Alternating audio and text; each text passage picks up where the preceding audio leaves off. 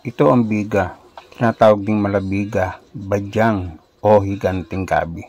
Tinatawag din sa English na giant taro o elephant ear na may scientific name na Alocasia macrorhizos. Ang mga Pilipino ang unang nag-alaga nito upang gamiting pagkain. Dahil sa taglay nitong kati na calcium oxalate crystal, ang mga sinaunang mga Pilipino ang gumawa ng mga pamamaraan upang ito ay makain. Na lumaganap ito sa Southeast Asia at maging sa mga kapuluan ng Pasipiko. Ginagamit din ito bilang halamang gamot noong una. Ang mga dahon at resoma nito ay pinanggagamot sa mga singaw sa balat at pigsa at maging sa kagat ng ahas. Ang nabubulok na paklang nito ay iniinit upang ipanggamot sa sakit ng ngipin. Ang pinapakuluan ng resoma ay ginagamot sa sakit ng tiyan at pagsusuka. Ang nasa ilalim ng lupa na tangkay ay ginagamot sa gout at rayuma. Sa China, ito pinanggagamot sa kanser. Sa kasalukuyan, ito ginagamit na bilang halamang pangdekorasyon.